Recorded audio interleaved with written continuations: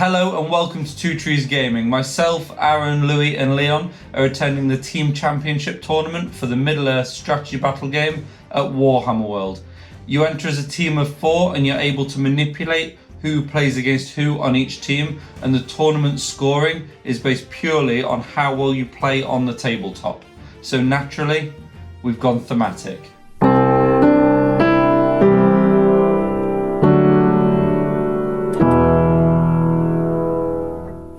So if anybody saw the GT video, you'll know we had a little bet about whoever won the GT out of the 4 of us became captain for the team's tournament, and unfortunately for us, it's Aaron. So Captain Aaron has picked our armies for us, and the theme is spot on. Competitively, at least one of us is getting thrown under the bus though. Hopefully you've seen our last video where he built the deeping wall, but that's what our army is based on. The issue is, the new edition of the game makes it very hard to build an army around just the deeping wall. Defenders of Helm's Deep means you have to take Theoden. We don't want that, we just want elves and 3 hunters against piles of orcs. Aaron's army is ASSAULT on Helm's Deep. It's 45 models with 3 fighting orc captains, one of whom is the leader and receives an extra wound and attack. He's got 8 berserkers, 2 banners, plenty of pikes and crossbows, and crucially, 2 ballistae. It's a lot of models and a really tanky battle line, and the 2 ballistas should really be a problem for monsters in the right matchup. He also doesn't break until 66%, so he should be in games for the long haul. The issue we had is you can only take each army list once. Ideally, we'd have both just been ASSAULT on Helm's Deep, and then we'd have a massive pile of orcs. To get fighting orcs though, I had to take the Muster of Isengard. The bonuses in Muster of Isengard are huge. All orcs in the list gain Hatred Man. Orc captains get a free heroic march on the first turn of the game, and they can declare heroic strike. And my whole army doesn't break until 66% either. I have 10 berserkers, which is terrifying. They're supported by 16 pikes. I've got 2 captains and a few crossbows for 39 models in total. It's a pretty scary battle line, but my real ace is Grimmer, who deploys as an enemy and makes enemy heroes use 2 points of might instead of 1 when declaring heroic actions within 6 inches of him. Now we're getting into the weirder armies. Louis has been collecting metal Haldir's elves since the dawn of time, and he's got 47 all metal elves as his army. He's got Haldir, 3 elven captains all with bows, 3 banners, and then he's got 17 bowmen, and the rest made up of just turned weapons. He's not got any spears because they're not in the movie, and he's going to be leaning into his 3 banners and hoping he can roll natural 6s when going two-handed. So you remember when I said somebody's getting thrown under the bus?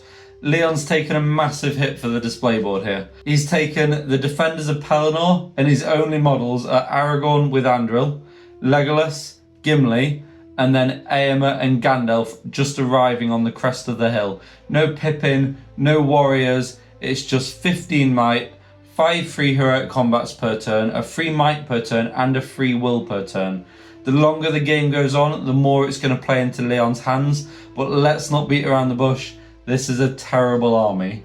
Only Gandalf has dominance, so any objective scenarios are going to be a problem. They're going to be scattered around the board for Maelstrom. He's going to work really hard to just fight through anything he's fighting against. But he's here and he's happy to take the hit. And our display board does look very good. So credit to Aaron for that one. Credit to Leon for his awesome conversions. Let's see how they all play. Just saying, if you do need a team captain, I come with an armband.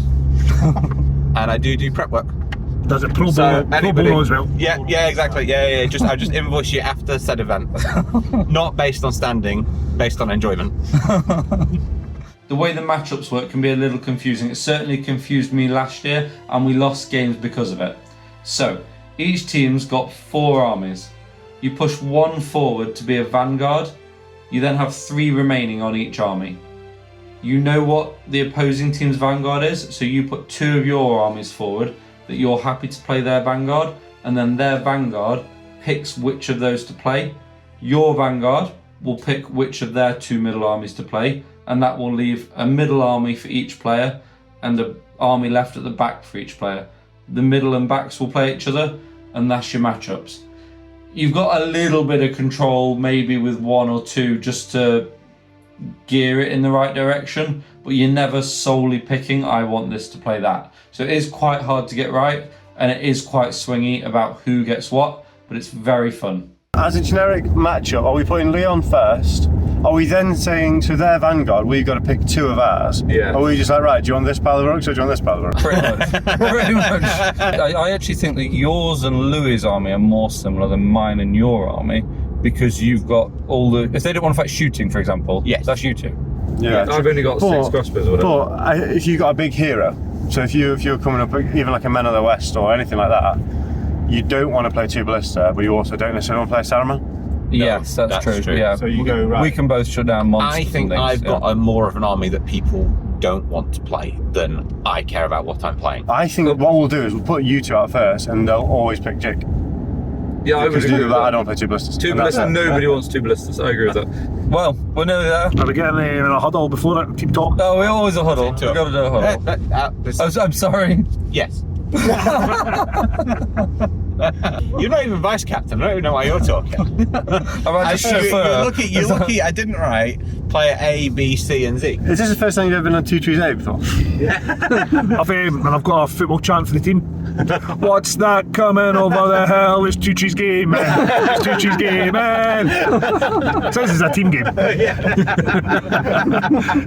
In Hold Ground, there is one objective in the centre of the board. Players' armies arrive via the rules for Maelstrom of Battle, which are on screen now. You score 4 victory points if you have more models within 6 inches of the centre of the board than your opponent, 8 victory points if you have at least twice as many models, and 12 victory points if you have 3 times as many models there, or are the only one with models there. You get 1 victory point for wounding the enemy general, or 3 if you kill them, 1 victory point for breaking the opponent, or 3 if you're not broken and you break the opponent, and 2 victory points if the opponent has no banners remaining. When one arm is broken, roll a dice at the end of each turn. On the roll of a 1 or a 2, the game ends. If not, play continues and roll again at the end of the next turn. Game 1 was Hold Ground, which meant it was Maelstrom, and we were matched against a really nice team called the Frobos, and they had a demoralisingly good set of display boards. We ended up with Leon matched against the Breaking of the Fellowship, complete with a few elves. I was matched against Besiegers of the Hornburg. Louis was matched against the army of Gundabad, led by Bolg, and Aaron had his 2 ballistae against Ents. So yeah, so I was fighting the Ents. It was Maelstrom. I put my ballistas down, because you start with them down. He then rolled 4s to come on next to my ballistas. I spent 3 turns having my ballistas not be disabled, to then just have them be disabled. I got 1 shot off the whole game that missed. Treebeard didn't come on, and I was like, so I had my ballistas facing this way, Ents here. I was like, at least when I get Treebeard on a 2, I can bring him on opposite. Yeah. And I'll at least get 2 shots into him, which didn't happen. It just didn't happen. What I think I maybe should have done is had them face each other. I'm going, well, I have them facing each other, then at least they can both shoot each other. Yeah. And then I can... then if they're not there, you can pivot for a turn and they're still 3 turns away. Yeah, because what actually happened, he came on, I then had to charge him with my guy. What I could have done is maybe drag them out of combat, but I didn't know the rules. I don't know the rules. There was a key point when I had 3 berserkers and 8 pikes and a captain on one Ent, and I heroic combated. Yeah. And I was like, I just need you to not roll a 6. Basically, you don't roll a 6 here, this Ent is dead, and I'm going to go into Treebeard with these same guys, and then you're going to be in the same situation where you have to roll. Well, he's got might, but I'd have taken off all his might. You know what? I'd have taken all Treebeard's might off him, or done something, or I could have gone into another end, and it just, he then rolled the 6, and then that was it. Yeah. At that point, then it was downhill. And then he also then struck out, because I got pikes fighting 3 berserkers. He killed all 3 berserkers and then killed all the pikes. So actually, from that going from a massive heroic combat to me went to him killing 8 of my guys. Yeah. It's a 200-point swing. It's just massive. And then you kind of got a gamble on it though. I had to against the Ents at some point. You're gonna do it. So and then I thought, right, I'll keep my leader out. At least then I get some points. He then ran away. He rolled a 3 for his courage check. So he ran away. My other captain ran away. Then for the end of the game, it was like, right, does the game end? No, take a courage check for that banner guy. The banner's just hiding out of the middle. So can't get shot. He's got all his Ents in the middle to take the 12 points. I went, oh, banner's passed his test, right? 1 or 2 does the get. Right, okay, that's the next turn. We didn't even bother rolling for priority. He's not going to move. It's just like we've got 29 minutes of rolling to see if the game ends and seeing how many courage checks I can pass. And you did pass quite a lot. I passed about the game just wouldn't end. And then I failed the courage check and I got tabled. That was a rough start for Aaron, and Leon found himself up against the 3 hunters, Boromir, Frodo and Sam, allied to Haldir and a few elves and a Breaking of the Fellowship list. It's not ideal, and Leon started to split up, and Aim was immediately peppered by elf bows. So I've ran away. but I was wide and exposed. I couldn't get like cover. So he had all his shooting, so he actually had to use all his fate to save the horse. I'd done blinding light as well, but because he's like, he never had loads of shooting, but they were getting through. Then he got Gimli in on him, he got Boromir in on him. But against your list, they've still got numbers, even though they've not got numbers, and they've got the fight value. At least against Ents, you're like, right, they've got fight, but I outnumber them, or whatever. Or it's just a mob of stuff and you kill them through it. So it's the worst of both worlds, really. I made it was a massive mistake to even put Aimer in there. It was pointless. I mean, I don't know why I done it. And this was before I could get down to my 3 hunters, so I managed to kill my 2 riders before I got to my 3 hunters. Ended up in a fight in the bottom. We had Aragorn, Gimli and Legolas, so it was the 3 hunters left, and I was like, do you know what, let's have it. I should never went in the way I did. And I knew as soon as I feel a little bit like, you know, there's the story about Mourinho telling Balotelli not to get sent off. He's like, I have no other strikers, just don't do anything. And on 46 minutes, Balotelli slides somebody down. Leon, don't go Hail Mary. I gotta go Hail Mary. I've said to myself, I've been saying it to everybody, I didn't go rushing in. Yeah. And what did I do? Rushed in. Yeah. I just seen an opportunity to charge and away I went. So final score? 20-0. 20-0. But it's your roughest scenario by a mile. Yeah, actually, at the end, they killed Legolas by shooting him. Like, with Legolas. So it's a loss for Aaron and Leon, unfortunately. So Louis, how did you get on? Played against Lewis with his Gundabad. Really nice guy. I rolled pretty well, most of my army was together. He then rolled okay, put his arm on the other side, and then rolled badly with 1 warband, so I chucked him in behind mine. I was like, right, I'm just going to smash this warband and then go. That took a little bit longer than I was hoping, but he had most of his army over the other side, so he was getting shot on the way. Yeah. So he had ogres, which are fight 5 against my fight 5, and defense 5. I was killing them on 5s with the bows. And so by the time ogres and bolgs made their way over, it wasn't pretty. I did glance over, I'm like, it looks even, and then I looked a little harder and I was like, wait, this is even numbers, but you're elves. Yeah. Well, he started with 39 and I started with 47. And by the time we hit, I'd killed 10 guys, the ogres were down to 1 wound, Bolg had lost his fate. And turn of weapons doing the job? Awesome. Yeah. Every single time, turn a weapon. Amazing. Every time. Yeah. So that's a new major win though, wasn't it? Yeah, he just broke, and then I won the roll-off, tagged his captain, tagged Bowl, and then didn't move the rest of the army, and it just disappeared. But yeah, so 17-0. 17-0, well played. So then, if I can get a win, then we're back on level terms. So I was playing against Usurpers, which is a list that didn't really want to fight. I was outnumbered here. No, you were fighting Besiegers. Thank you. Yep, not Usurpers. So I was fighting. So I'm in charge. James's army ended up split with just less than half of his army, including the Snow Troll, just behind my lines. My plan was to just quickly destroy that and then move into the middle, knowing that the game wouldn't end because he wasn't broken. Took a little bit longer to deal with that smaller half than I'd planned, as my captain, with Heroic Strike, failed to charge the Snow Troll 3 times, twice on a double 1 and once on a 1 and a 2, and I still mobbed the troll, and each time it hit out with deadly results because I had pikes. Once I dealt with it though, I reformed my line and I had to march through a well-placed smattering of hillmen. I picked and chose my fights, making sure I wouldn't accidentally kill too fast and break him, but 2 of his hillmen moved to find an angle to shoot through one of his own warriors, and he killed him. He needed a 5+ to hit, and then a 1, 2 or a 3 to hit his own man, and then a 5+ again to kill. But he did kill his own warrior. He was now broken, and it was a turn sooner than I planned. Despite the fact I'd been marching to the middle, I was still more than a turn away from the centre.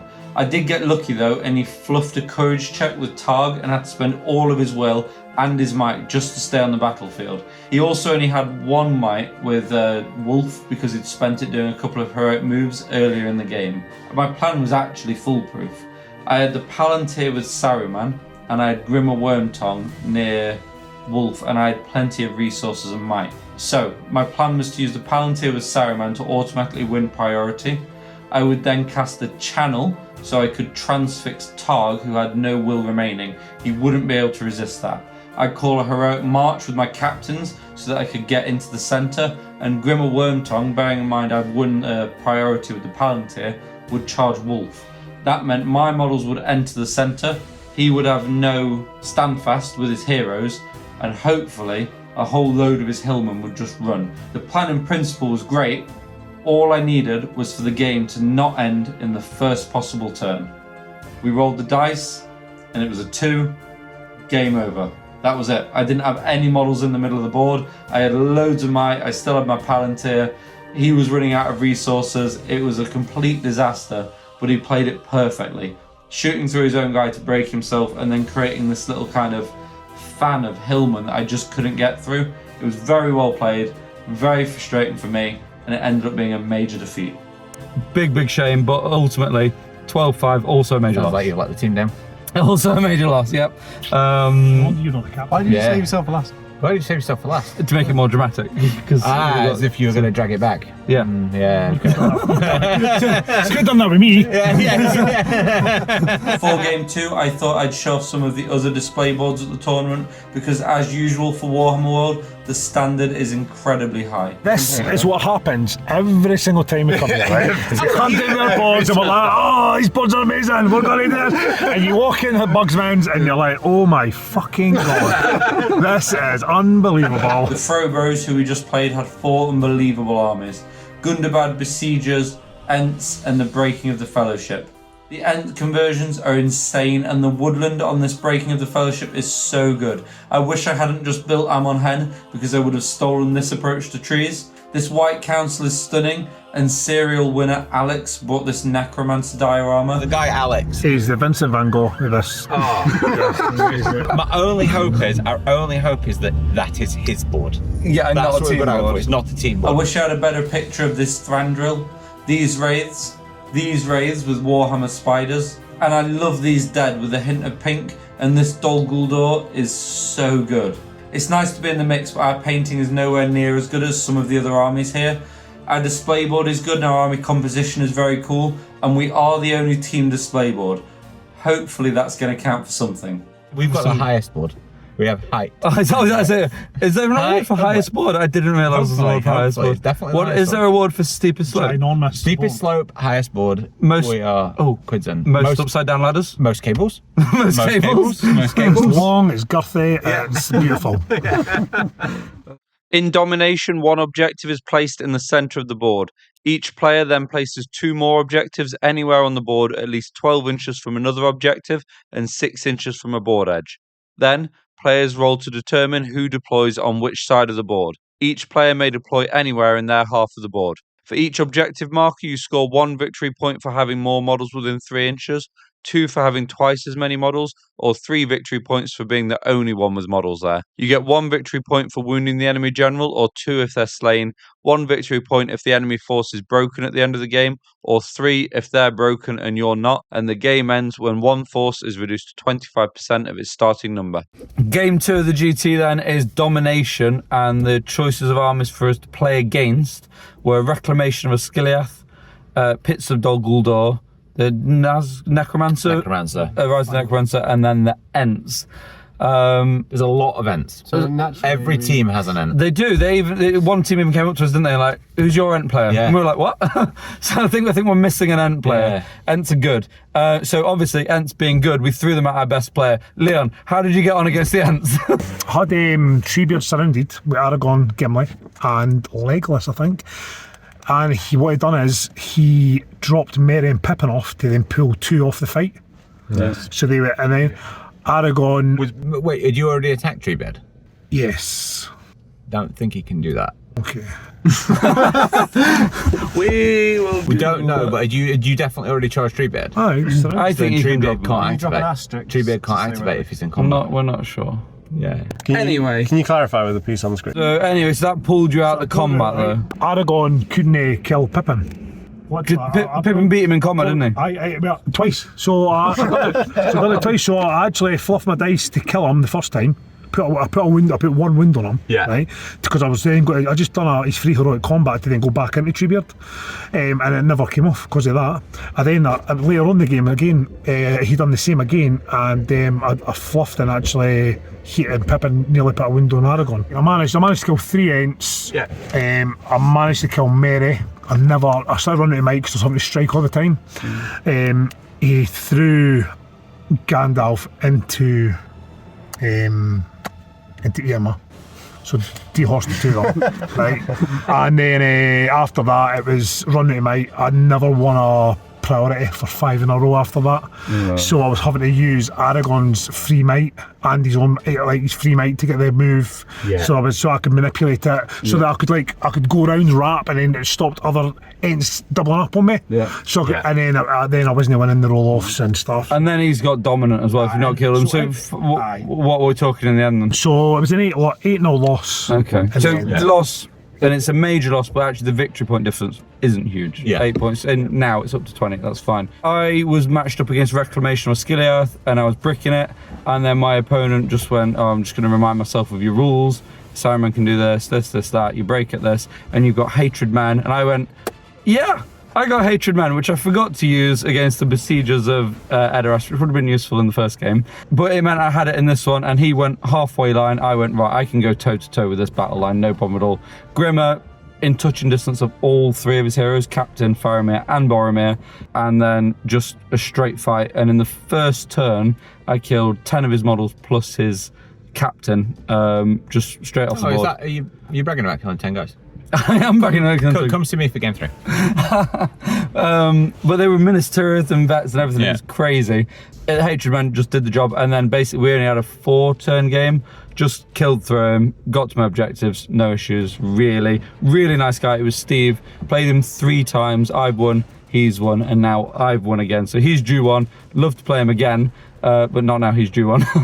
And but yeah, big 17-0 win. Nice. But it was a good team full of good players, and Louis found himself up against Julian, who's one of our patrons, and he's bought Pits of Dol Guldur, which was an army we were a little bit worried about. It was a really good game actually. They looked amazing as well. That's Julian. That's it. They looked incredible. Yeah. We chatted in the morning before we even knew we were going to play each other. And he's like, "Oh, I don't want to face you. I don't want to face you." And then. Then team captain did his job.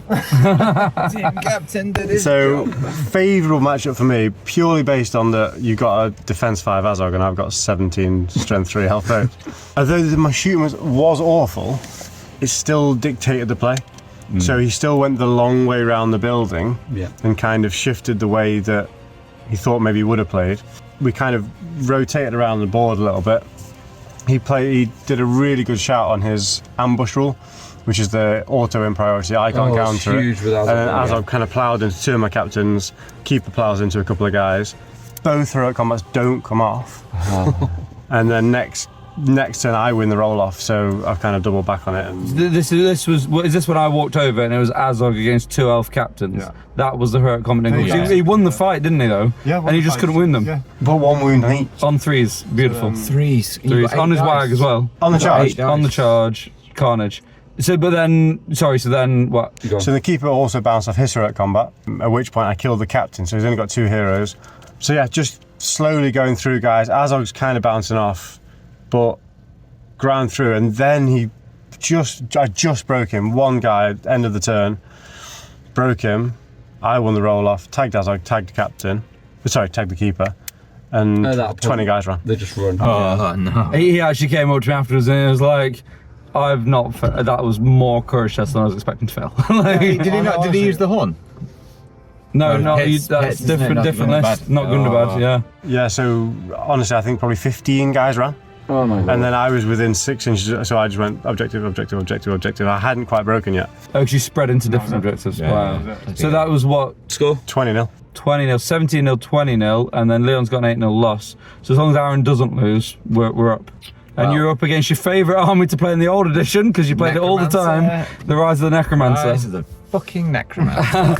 I think he decided he couldn't win, which I get, because I got 40 guys and he's got 6.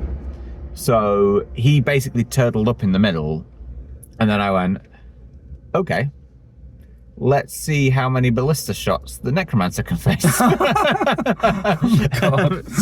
I think he then realised that wasn't his best tactic. I literally didn't engage anything. I'm like, what am I going to... I can't kill anything, so I'll just shoot. I took like 3 on the waist to shoot the Necromancer. So I'm like, that's what I've got to kill. So just basically chipped away at his will throughout the game. So you did get a few hits on him then, and he's just passive. And he failed one where he failed like 3 in a row. So I'm like, that's 3 will gone. Yeah. He did a bit of, which was quite a good play, because he can cast 2 spells against the banner.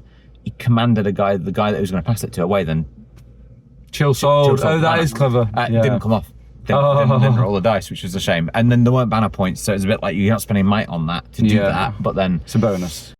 My leader basically ran into the back corner of the board as far away as possible. That was a key play though, because you dragged how many Nazgul with him? All of them. Three, because they all have to stay within 6 inches of the Necromancer. So three went at him. The Necromancer goes with him because actually, if the captain hits out, they can then. None of them have got any might left. So actually, a third of them start dying. And that was away from the objectives and away from the ballistas. So you got more shots. You got the objectives and your captain, and he just shielded for his life, didn't he? Just shielded for his life. he actually held them up for about 5 turns, I'm gonna say, just rope-a-dope him. Yeah. Just he's on the ropes, getting smacked and nothing.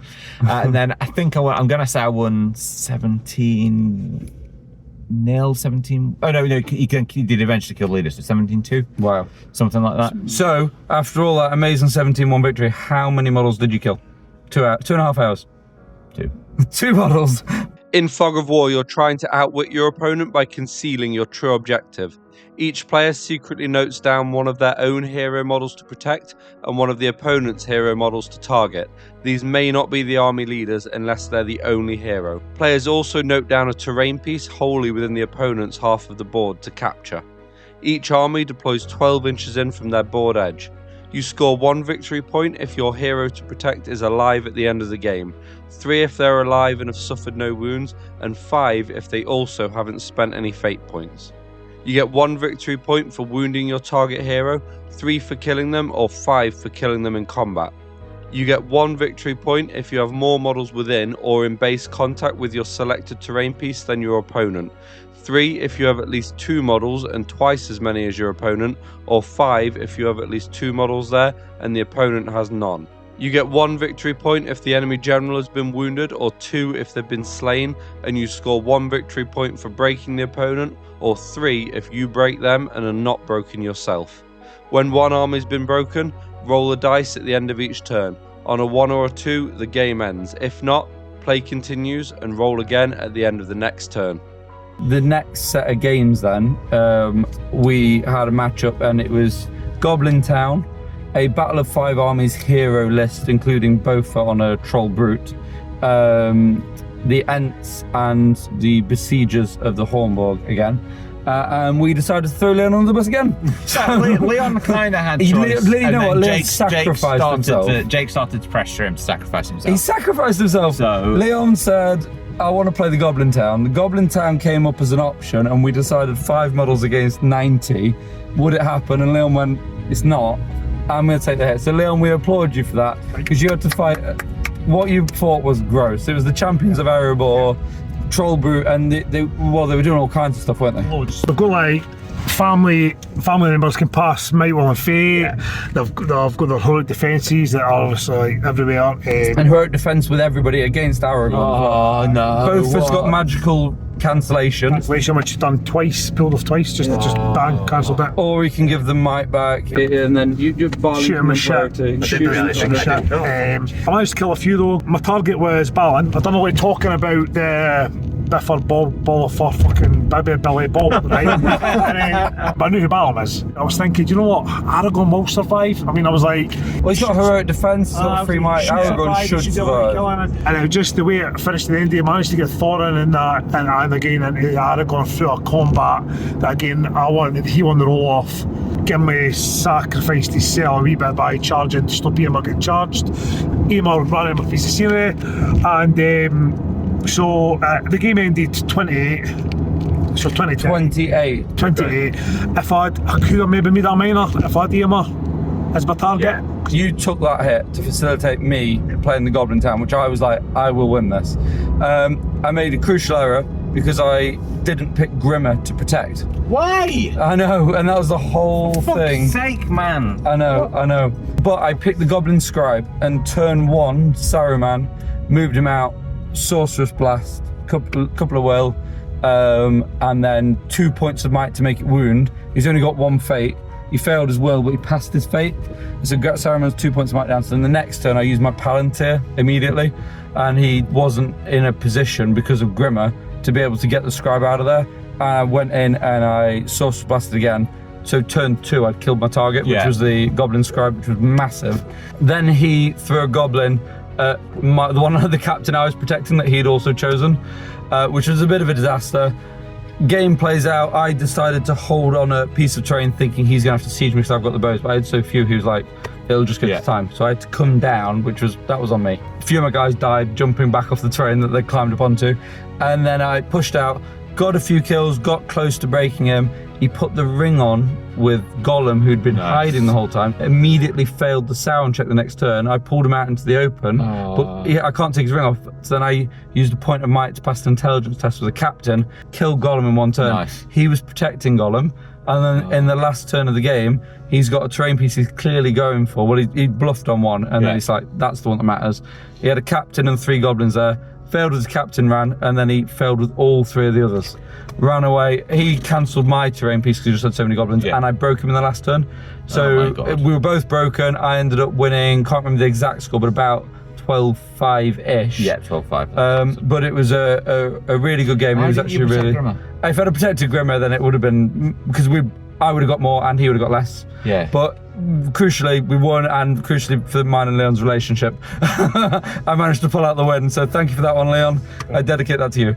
Louis, you went against the Ents, which none of us were sure about, with the elves versus the Ents. It was against Ben, who's a really nice guy. I played him before. He had a really interesting army composition because he didn't take Beachbone. So you had Treebeard, Merry and Pippin, and then 6 Ents. A normal scenario, that's advantage you.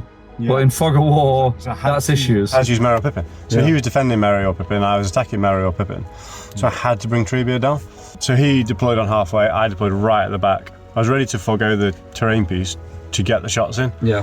Because I thought, I did the maths, I was like, if I got 17 bow shots, hit him with 12, needing 6s by 4s, it should be a wound on Treebeard every turn. Yeah. With a few points of might here or there, you might get lucky. It turns out shooting with the elf bows, I wounded one Ent, killed 2 others, and took all the fate and 2 wounds off Treebeard. That's messy. And 2 elves shot him, rolled the 6s to wound, and didn't roll a 4 to kill him. So I would have killed him, would have killed Treebeard and thrown him to shoot. You said you were shooting through other Ents as well, weren't you? It was unbelievable. It was I would like to rewatch it now. It was amazing. I was just rolling, so it was like 17 elf shots. All of them hit.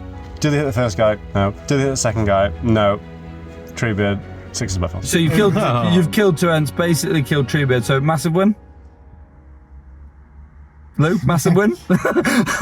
What was the score? How did it pan out? What happened? Yeah, well then we hit combat. And then he just started smashing elves. So, because there's 7 of them, you're thinking, all right, 8 elves around surrounding every Ent. They're not. You're getting 3, maybe 4 in, because he's got a nice formation. Yeah. And you're not killing him. So he rolled 3 6s in a row when I did mob him. And then the ones, again, statistically, he's going to fluff twice. Yeah. Well, they're the ones 2 on 1. Yeah. So I'm like, maybe get 1 wound if I'm really lucky, but then I didn't. So then he killed 10, 15 elves in 2 turns. Sounds like you make a lot of excuses for him having 8 Ents. You just told you shot 2 of them. Yeah. It wasn't great. He played it really well. He then backed off. I clearly went for one objective. He backed off with Treebeard to keep him out of range of shooting. Yeah. Out of the combat. Yeah. And dominant 5 on my terrain piece. Fair play. Fair play. So he played it really well. Dominant 7 as well with Merry and Pippin. This is why everybody has an Ent player though. Yeah. So that puts us 9-7. 9-7, so 2 close-ish losses, a decent-ish win, close-ish win. Major win, but it was close in score, but it was a major win. So Aaron, you needed a decent win to drag us out of it. So I played Ash, he's a really nice guy. Yeah. He got Besiegers of the Hornburg, which is the one with the troll, and he got 4 sets of Crabane, which are obviously not ideal for my ballista. Oh yeah. Because they just take them apart. Yeah. Turns out crossbows like punching birds. Oh really? You shot the birds down? No, just punch them. Just you fly. Just in combat. Just punch them in combat. Yeah, just got hold of the bird, and so I picked Targ, and then I picked his central terrain piece. Yeah. And how many models did he have? Sorry, because he had the troll and the heroes. So it was 26 to break him, so 52. Okay, so 52, 53. I used the ballistas to shut down where I didn't want him, where I didn't want his heroes to be, and where I didn't want the troll to be. So I could fight his army in 2 halves. And he flew, and I was like, am I going to defend the ballista? And I was like, no, I can't defend it. I'll use my crossbows, line of crossbows at the back. I'll take what shots I can, and then I'll just tag each bird with one crossbow and go, right, see what happens. Absolutely obliterated one half of his army. Like, it melted. Like, it 2 rounds of combat, he killed 2 guys, I killed 17. Wow. Next round of combat, I killed 9. And I was like, uh-oh, I'm nowhere near anything. I've not touched Targ. We're killing too fast. I'm killing too fast. So I then decided, I stopped. I realised, I was like, I'm not going to fight through the pikes. So I had 2 combats where I was like, don't fight through the pikes. So I've only got 1 dice. I then lost a pikeman because of that. Yeah. But that was fine. Well, all the while, the Crebain had flown over the top of my lines, and the crossbows are just punching them. It's just a big chicken slaughter in the back of the field. So he had 4 sets of Crebain, didn't get anywhere near a blister. Wow. With any of them. He didn't win a priority until the last turn of the game. Oh, I was looking at priority. So, yeah, it's massive. a big thing. Yeah. And then, so he then got Wolf, Targ, Rot, Shank, and the Hill Troll hidden behind a massive bit of Dol Guldur terrain. And I'm like, you have to step out. At some point, I'm going to have 1 shot. 1 shot here. And use that to catapult Wolf into the Troll. So Wolf off his horse. So you shot Wolf into a Snow Troll. Snow Troll took a wound, both prone. Snow Troll's not prone. Wolf's off his horse. Affected his killing. I then obviously forget that I'm defending a hero. He picked a hero. Everybody does, which happens every time. Yeah. He then was way too keen to kill my captain with a shield on his back, and I was like, no. At which point, once again, I just run my leader off onto 1 terrain piece. That wasn't my terrain piece, but I double bluffed him. Nice. Melted in front of me, used 2 heroic marches just to march through the middle, because I was like, fuck it, I'm killing him too quickly here. It's going to break and the game might end. So made sure I got the terrain piece. It wasn't the last turn of the game because the game kept going, but the last turn that mattered, he rolled a double 1 with Targ's. Targ's courage. Targ, who you'd picked. Who I'd picked, and he was defending. Well, how many point swings that? 8 victory points. 8 victory point swings. So, and I'm looking at him, and I'm like, I can't. He's not stepping out. I'm like, he's not. I need something to do. And Louis came to look, and I was like, I just need to roll. Basically, I need to roll double 1 because he got a point of might and is 2 will, and his courage 6. I'm like, I literally has to be a double 1. Well, I can confirm because Targ in my first game rolled a 1 and a 2. He used everything to stay on the board, and you used double 1 for you. So yeah, Targ's the coward. Yeah. So Targ went. Then I didn't table him, but only because he had 1 guy heading around the corner that couldn't see anything. So obviously didn't know that he was supposed to run away. So what was the final score then? 17-1 because Rot rolled a 6 when he killed Oh my god! Rot found a he ring. ate a finger. Rot found a ring. So yeah, it was a really good game. And the ballistas didn't the ballistas killed 4 Dunland guys. Yeah. And then obviously messed up Wolf. But the key was at some point you've got to step out. Overall, then we've played between us 12 games. Yeah. And we've won 6. Is that right? So Bob middle of the pack. Yeah. And if we can go another, 1 for 3 or 2 for 2 again tomorrow or similar, we might be top end. And you know what? Chris has had lifted up and the board 8 of my guys. Yeah. And the board, people love the board. Yeah, they're having to think about it, aren't they? Definitely having a big thing. Certainly, if not the board, everybody loves the army competitions. Yeah. Yes. People are like, oh, you got Riders of Aim. Oh, fucking better. They love it. That is you, Leon, again. That is you. A good many fucking Pelennor ever died for this shit. But awesome. Right, we're going to go do a quiz. We'll check in tomorrow. Yeah, nice. Every Warhammer World event has the Green Dragon pub quiz on a Saturday night, and it's hosted by Jay, who writes the rules, and he does an amazing job. It's pretty much the main reason Aaron comes to Warhammer World tournaments all the way from Edinburgh. It wasn't on this year, though, because Bugman's is being refurbed. So a guy called Kalman stepped into the breach and said, we're doing a little social afterwards. If you want to come down, have a food, have some drinks. And I said, yeah, but are you doing a pub quiz? And he said, let's host one together. We just come off the back of the quiz and it was excellent. I didn't lose. I also didn't win because I hosted. Jay who? No, it was great. We did some Pictionary. It turns out art skill is one of the most variable things you can come up across. That was ludicrous. That was ludicrous. On smash that art skill. Some people. Don't worry, I got a clap and a thumbs up. You did get a clap and a thumbs up. You actually did do really well. And then some people drew like a jelly. Someone drew a bit of Lego. A jigsaw piece. I was like, that's a jigsaw piece. Leon, driven down from Edinburgh, got dicked 3 games in Middle Earth, and he's drawn 1 good draw in his bosom. In Destroy the Supplies, you must destroy your opponent's supplies whilst protecting your own. Each player places 3 supply markers equally spread 12 inches in from their board edge. To destroy a supply marker, a model must be in base contact with it in the end phase without having been in a fight, cast magical powers, used a missile weapon, or be under the effects of transfix or similar spells. Armies are deployed 12 inches in from each player's board edge. You score 3 victory points for each enemy supply marker that's been destroyed. 1 victory point for each enemy supply marker that hasn't been destroyed, but that you have more models within 3 inches of. 1 victory point if you destroyed more supply markers than your opponent. 1 victory point for wounding the enemy general, or 3 if they're slain. 1 victory point for breaking the opponent, or 3 if you break them and are not broken yourself. 2 victory points if your opponent has no banners remaining at the end of the game, and 1 victory point for having at least 1 banner at the end of the game, or 2 if you have more banners at the end of the game.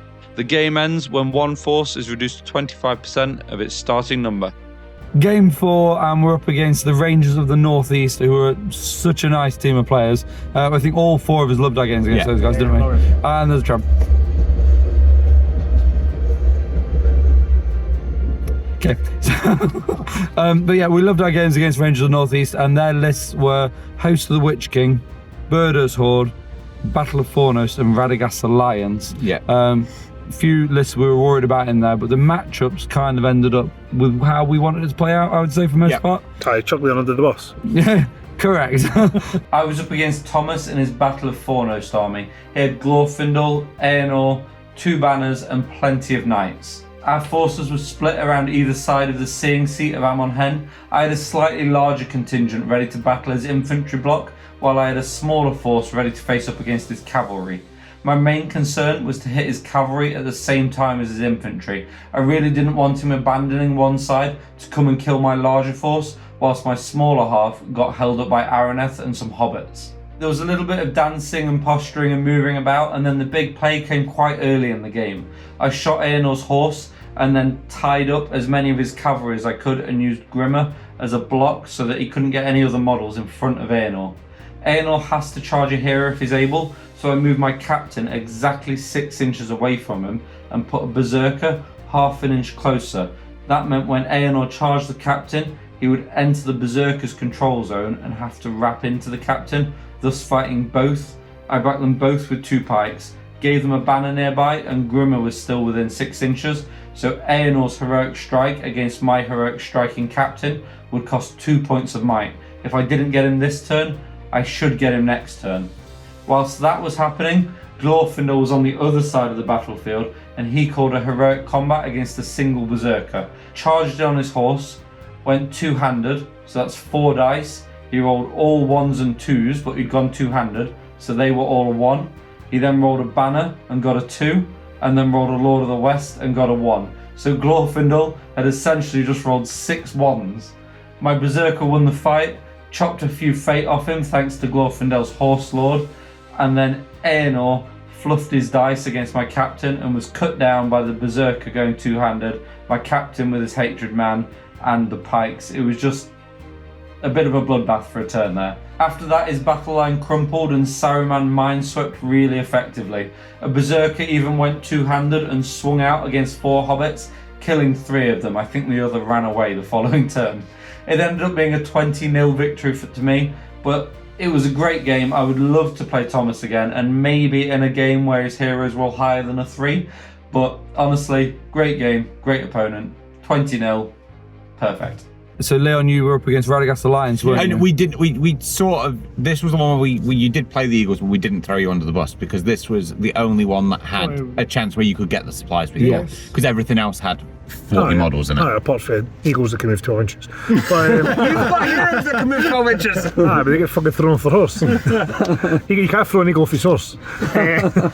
Alright, started off quite well. Done a 45 spirit on Gandalf right at the start just to stop any magic coming the other way for Radagast, and I put 2 wounds on Radagast with Legolas right away, right at the start of the game. Yeah, then sort of forced him to fly Radagast away. Then I got priority and got the charge on, and I thought, fuck it, so I charged beyond. So I sent in, Oh God. I done a transfix on him and charged him with Eamon and Gandalf, and then managed to tie up the eagles that could have got into him. So I ended up, I killed Bjorn. There was a big Stramash in the middle. So the Aragorn struck up, and I had Legolas in and used his free combat, right? Yeah. So I was going to use them to bounce off and go into Gwahir. It was all going to work, and then that would have had Gwahir surrounded with Legolas, Aragorn, and Gimli, right? Who Gimli had struck as well. Yeah. So it was like, this is going to work. Jake walked over and says, "Look, Leon, games are really tight, so keep doing it." Fluff the fucking roll. Literally, that second later, Aragorn, they only put one. He's not the captain, ignore him. Just send him away if he comes over.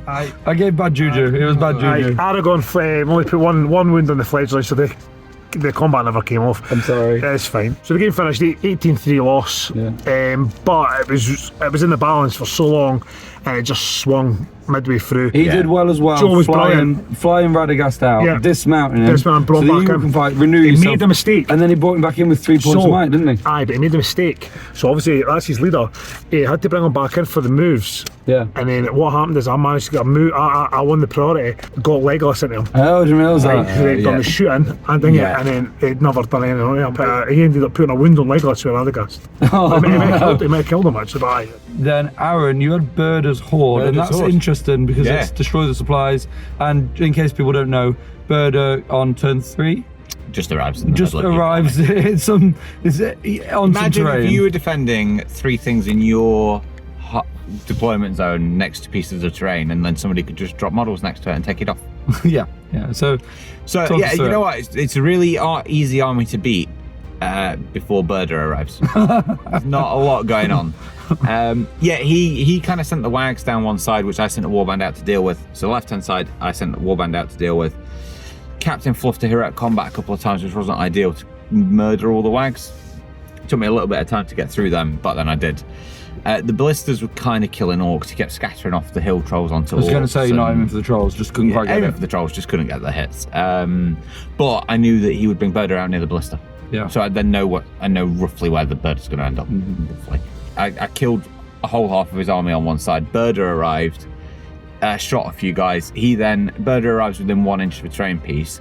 The fucking wag rider that arrives within moves 10 inches. So that's Oh no. so straight away, turn 4, he's bringing 2 supplies, and there's literally nothing I could have played more cagey and done something about it, but I was like, I don't really believe I can do anything about this. Yeah. So you just decided you were going to get his, he was get going to get his, yours, yeah. and win the other way. And then I got banners, he got banners. Yeah. So then I broke him really quickly. At one point, I think I got a photo where I'd lost 2 guys and he was broken. Wow. Wow. Then I realised that I'd not got any supplies and he'd got all of mine. So he did a really good move where on the right hand side he marched. We actually did it in the wrong order, but it was all fine. The wag half, we ended up doing all the moves, and he was like, "Oh, I meant to call a march," and I was like, "That's fine." Over on that side, so it doesn't really matter. Nothing's happened. So he did a march, and I was like, "Well, I now need to call a heroic move." Then he was like, "Well, now I need to call a heroic move," and I'm like, "Well, now I don't want this captain to get caught in this heroic move, so now this guy needs a heroic move as well."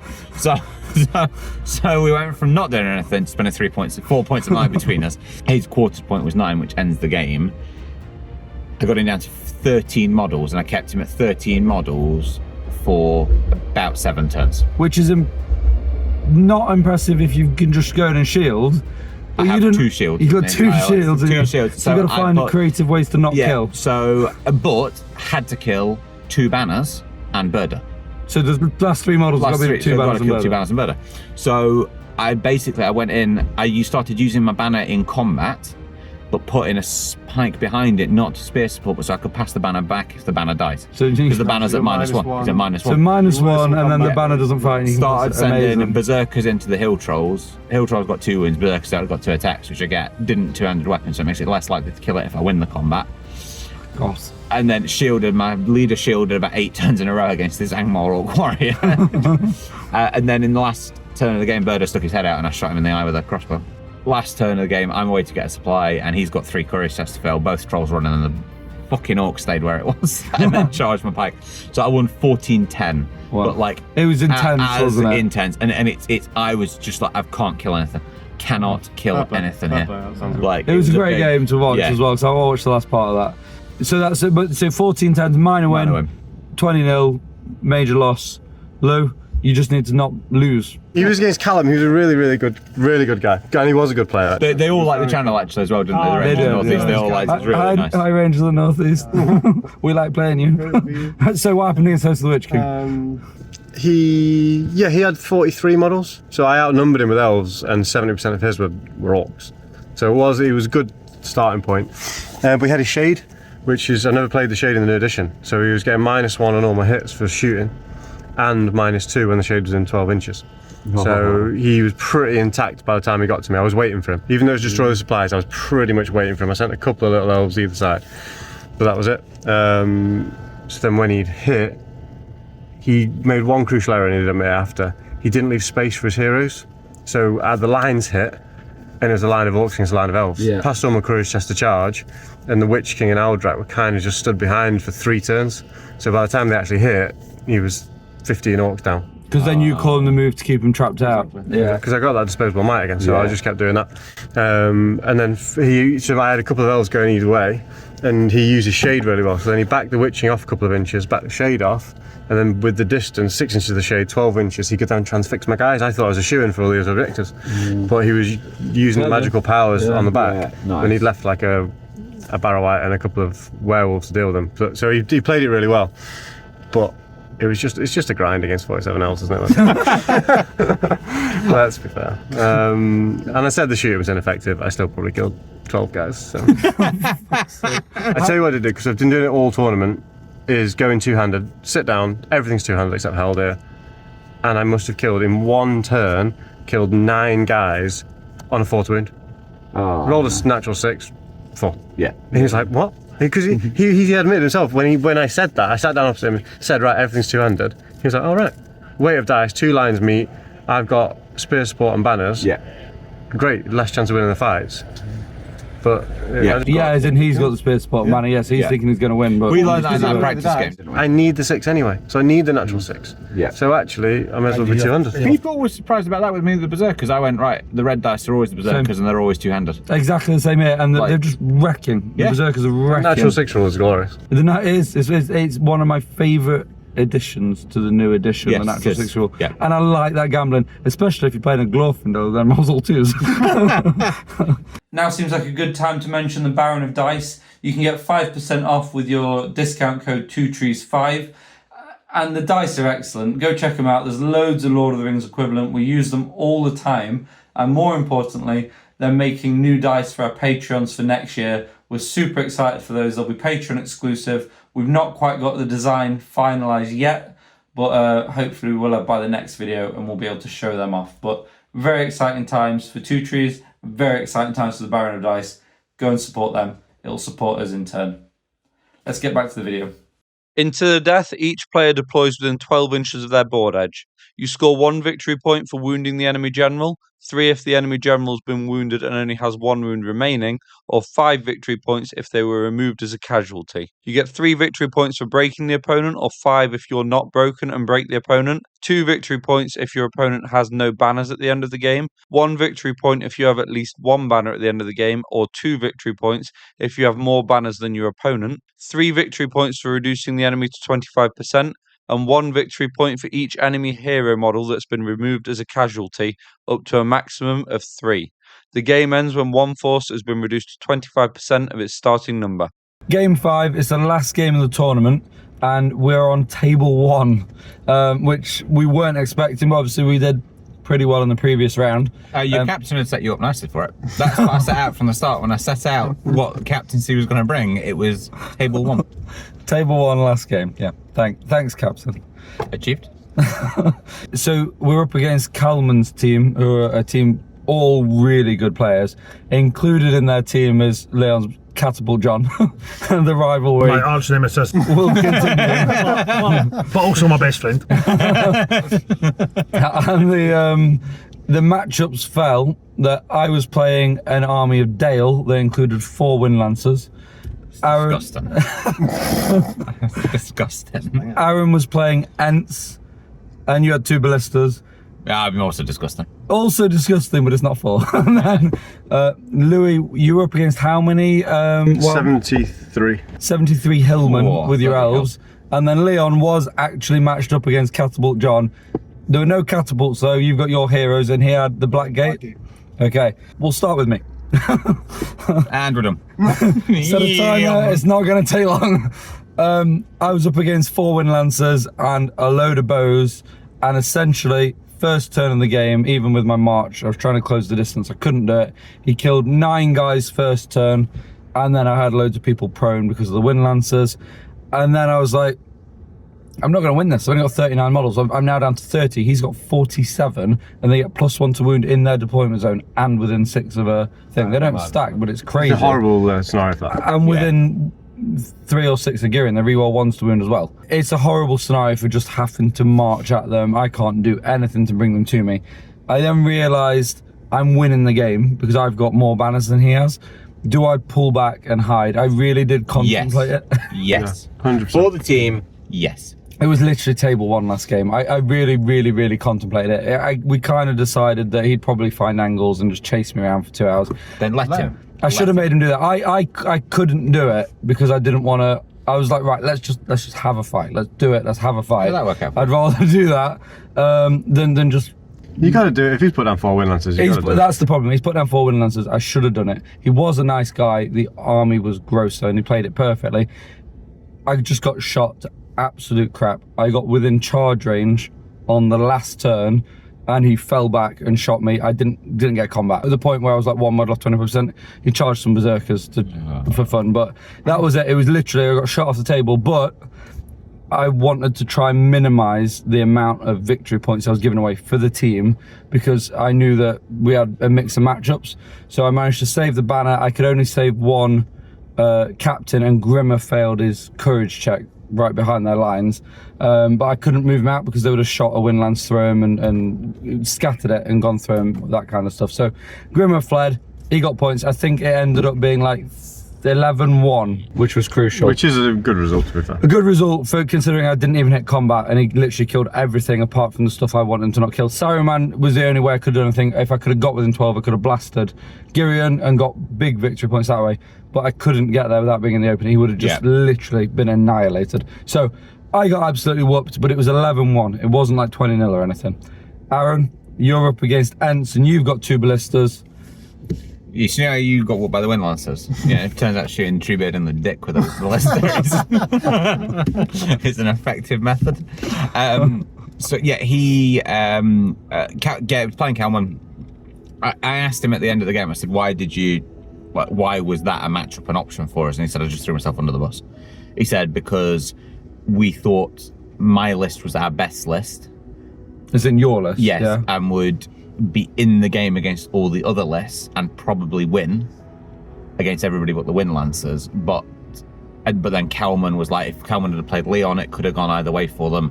If he'd have played Louis, he could have lost. So basically Kalman said he basically threw himself under the bus, knowing that he would. Well, they've got a good team captain, haven't they? Yeah. Good matchup. Yeah, knowing that he would lose to set up the beneficial matchups in the other games, basically. Yeah, so he had Treebeard in the middle, and then the other with an end, and then 4 ends to one side. He heroic marched twice to get close to me. As he was marching, I shot him with the ballista. So I took all his fate off and a point of might. Nice. So no, he'd lost 2 points of might, so he's down to 1 point of might and no fate. He then hit combat, surrounded him with berserkers. Berserkers are really good at cutting down trees. really good at it. Put all my pikes on, and he was like, well, if I roll a 6 here, all these pikes are dead. I'm like, yeah. But if you don't. If. And he rolled a 3 high. 3 high. 3 high, so I just laid him in, killed him, then killed Merry and Pippin in the next turn. Which is hero points in the scenario. Hero points. Then did the same thing to his other end. And you've got banners. Yeah, put the berserkers around him. Oh, I just moved my captain, my leader, and a banner were literally watching from 47.5 inches away. With me, because I finished after 15 minutes. Yeah, they were still on your table. Me and your captain were having a great time. So yeah, it was a really tough matchup for him. And then I in the last to get taken to 25%, And I'd actually forgotten there was hero points, which is good because I didn't kill his other heroes. Jesus. Which could have been a nightmare. I didn't even roll all my dice because my two-handed, I got 6 two-handed berserkers in, and I got 16 dice on the table. So I was like, right, I'll do the first 4 of them, which are 8 dice doubled. I put like 7 wounds on. Oh my god. And then I was like, I've got another lot of these dice and the pikes. So final score? 21. He killed a captain in the last turn of the game. So Which I was a bit 21. upset about, to be honest. 11-1. So Louis, you've got your how many elves? 47. 47 elves against how many hillmen? 73. 73 hillmen, and it's to the death. So it's just going to be an absolute bloodbath. Talk us through it, because even from afar watching, there was some really good tactics. You did a full Jake where you were sat on the table next to him. You did. You went round. I pulled him over. I knew I was going to outshoot him. So he did have 22 bows and 11 throwing spears. Oh my god. But elvish bows, I was hitting on 3s and wounded on 4s against Wildman. So I was like, I'm just going to make him run at me as long as possible. He positioned himself well. He marched 3 times in a row, so and he's getting behind scenery and stuff. So it wasn't as brutal as it could have been, but it was still 15 guys by the time he reached me. I also pivoted Haldir and 11 guys on a banner, all off to one side. So that's 28% of my army. So I knew I couldn't be 25%, which is perfect because I know I actually can't engage all my guys at the same time because I've got no spears. So all the time I've got a couple of guys behind doing nothing anyway. So I thought, right, I'm going to engage with 70% of my army, try and break him, and then he's then got to run at me. So he can kill these guys, and then he's got to run across to me to get to my 25%. At which point he's getting shot and running, so he's going to take his courage test. Yeah. But it actually went better than expected this side anyway. So I broke him before he broke me. But he also, as well as 73 guys, he passed his 6+ save 11 times. So he had 85 guys basically. Which was crazy. But I didn't go 200 because I'm killing them on 4s anyway. And it was just weight of numbers. I thought, right, I need to win some duels here. How was that to play against? Like, you know what I mean? Was it? That was amazing because you're just killing 20 guys. It was good fun. It was he played it really well. Yeah. So, Louis had a good win. Aaron's had a good win. I've had a big loss. So long as we don't lose exactly 20-0. We'll be fine and we win overall. And Leon, as we know, it's been happening all tournament. He's got his 5 heroes and he's facing off against the Blackgate. They're going to get +1s to wound if you're trapped. They've got the Chief and he's got a Wraith for transfixing. And more important than anything, it's your old rival, Castable John. Talk us through it. So, you just need a victory point, Leon. So I started off, keep everybody close together. She had a big long line.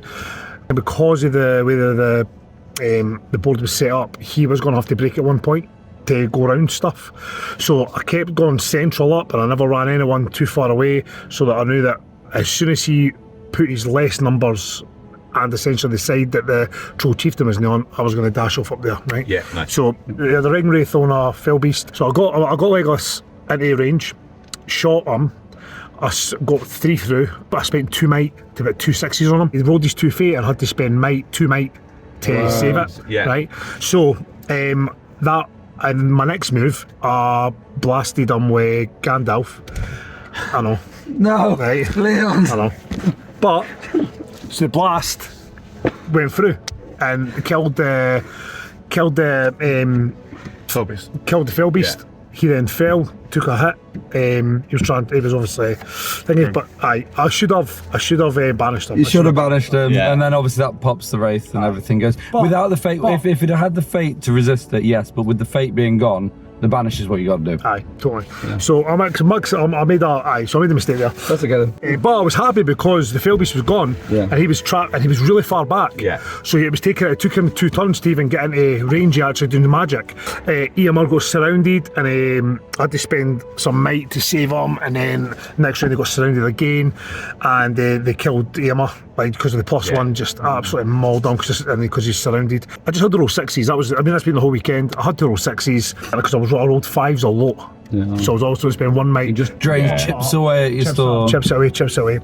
I had a moment where I took his banner down, but I forgot it was 3 shots while out because they left the banner exposed, and I forgot that it was 3 shots while I was in combat onto someone that's not in combat. Yeah. So I only done 1 shot and I never killed him. So if I'd done the 3 shots, I probably maybe would have got a bad. Leon, I don't love this. It's starting to sound like a 20-0. You're stressing out the viewers, Leon.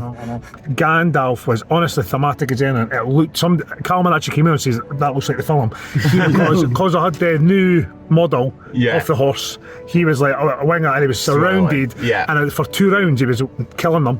It was rolling 16s and killing them. It was really good, but I was using him. It was again essentially him and Aragorn at the end fighting everybody off, and then Aragorn went into the. I done a Sorcerer's Blast on the Troll Chieftain, channeled it.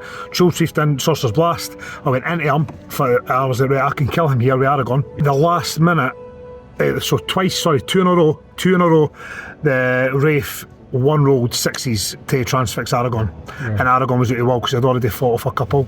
And you messed up your resistant and the Ring of Barrowhead, didn't you, as well? So you were transfixed both times. Rolled them twice, never got the 6s, so that was that. And then that I got taken out and just died. I just died the slow death. And, but I managed to put a wound on the Troll Chieftain. Oh yeah! So that was the point. 1 victory point, 21. So overall, we had 2 wins, 2 losses, but our victory point difference against Calman's team on table 1 in the last game was +1. Which he said that was the best result any other team got against them. Yeah, they did. So, if you're expecting a big trophy presentation, lower your expectations again. We were matched against them. Me and Louis are going to trade you both, by the way. I'm just saying. No, because you need somebody to take a hit. And Leon is like, throw me another bus, throw me again. Nobody tosses the dwarf, but Leon's like, yeah, toss me. Stop tossing like Yeah, that. that didn't sound great. Hey, no, but edit that, please. Constantly getting tossed off all weekend. Oh, just tossed, not tossed off, tossed. But we were, Calman's team, the top team, was meant to be playing a few other teams, but they'd already played them. There's no repeat matchups, which is why they got matched against us. So we aren't actually top of the standings. There's a chance. Calman asked me, he said, how many tournament points have you got, like, across the get? And I was like, and our first round was really poor. We only got 4 between us. So I said, oh, we've got 36. He was like, oh, we've got 48. And I'm like, well, the fuck are we playing you? Yeah, literally. The fuck are we playing this bollocks? Like, we should be down there. Yeah. So, but he was like, oh, we've played both the guys on table 2. And I'm like, so? Do it again. So we thought there was a chance we might podium. We didn't, but that's okay. Because it was all about the best army for us. And it was win or nothing, win or bust, because there was no second, third or anything like that. And there was really 1 or 2 other full teams. There was a few good armies, but in terms of full teams that were competing with us. And unfortunately, it went to the Frobos, who we played in the first game. Really nice guys. They've got nice stuff. The boards were unreal. Good job. Yeah. Wait, so they fucked us for both? Yeah. They beat us. Cost us 3rd place. They cost us fucked us twice. Damn you, Frobos. Oh, fuck you, Frobos. I'll tell you what, John's not a nemesis anymore, Frobos. So unfortunately, we didn't win best time, but it has been a great tournament, hasn't it? Yeah, it has. Great games across the whole thing. I mean, and the only other award up for contention is most sporting. We got most sporting. So well done to Leon, because he's definitely taken a hit to get us the most. And the amount of people that enjoy beating people 20-0, they definitely gave us a vote. So, it was. We had a lot of great games between us, didn't we? And shout out to the joint.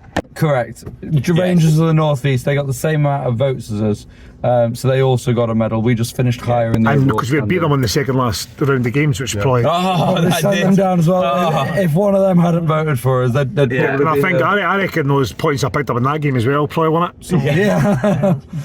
Really, really good games. Really good tournament. We finished 6th overall out of 20. Yeah. Which we're very happy with. Captain's pretty pleased with that. Captain's pretty pleased 4 points off 4 points off 3rd, considering we've done it for theme as well. Yeah, definitely. Really good tournament. Looking forward to the next one. The next one is doubles, and really nice to see there's a couple of patrons there, Julian and Alex.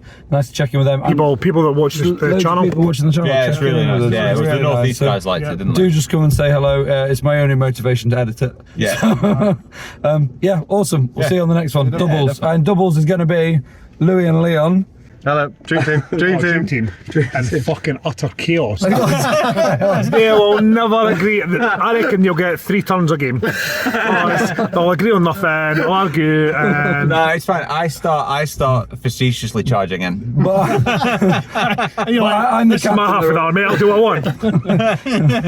That was honestly such a great tournament. Thank you so much to the patrons who keep our little corner of the web going. It really, really means a lot to us. And especially thank you to Catapult John, who I didn't realise was a patron until after the tournament. So well done, Leon, for letting the patrons win. That's very kind of you, of course. If you want to see our team's tournament discussion, that's Patreon exclusive. That's been up for a little while. You might find that interesting after watching this. And our next tournament review is doubles. And the evening before that, we've got a little Patreon exclusive tournament, which is completely free to attend. So do get in touch as soon as possible if you want to come to that. We want to get as many of you in as we can, but we are limited for space. So just get in touch if you want to come along to that. But thank you for watching. We'll see you again soon. Loads of notes on this because loads happened. I need to read it. I know, look at that, I've like literally. Summarise. Game 5 is... Just wait for the tram again. Fuck. Oh god, stop recording. Stop recording, it's horrible. I love the 2 weeks before the tournament, you're like, I'm not going to shoot, charging an elbow shot, and now you're like 17 alpha. Hello. This has never happened before. Wait, hang on a second. Me and Louis in the front. I just realised. What do we do? That was did you call shotgun? Is that what happened? Yeah. Yeah. No offside. He looked a bit. I did my helmet either. He did. Yeah, he did. He took a step back. Didn't want a VAR on that. I saw him take a step back. Yeah, I did. But I don't know if he held his line. Everyone's been asking for a bit of Louis in the front seat time. Have they? Yeah, in all the comments. There's been zero comments about that. Louis, you haven't got like a fan. We've got a few people. I need Louis fans. Louis looking for a fan. He's feeling left out. Every now and again, we'll have somebody comment. Aaron's got a fan. Leon's got 1 or 2. I've got the rest. Nobody's got. You've got the rest. Hashtag last Jake started trending. Genuinely is the best matchup against Assault on Helm's Deep using our Assault on Helm's Deep. Well, he's only got 1 ballista. If he's still got 1 ballista, if we've got more ballistas, yeah. I'll blister. Oh, should we just throw Leon under the bus? I'd call heroic accuracy tomorrow with Argon. Yes. Next to Legolas. Yes. Okay. Just to have done it. Just to bamboozle somebody. Like do a first move and they'll be like, oh, this guy knows how to play. And then shout charge. And immediately just move all 5. This guy knows what he's doing. He's like, Yeah. this guy. The guy took a lot of time to think about what he was going to do, then just charged in with it. That was when I played Ashton that last game. I'm not kidding. We were a little bit against the clock. He spent about 4.5 minutes looking at general targets, then roll a double 1 for his courage. As team captain, I've decided Jake's not allowed to talk to anybody, and that'll really help our most team votes. Yes. I'm a bit twitchy that. How are you going to put this on me while you're driving? It's nice because your C stands for captain when Jake had it instead of something else. So, Aaron, you were the captain, and what? I'm not a captain anymore.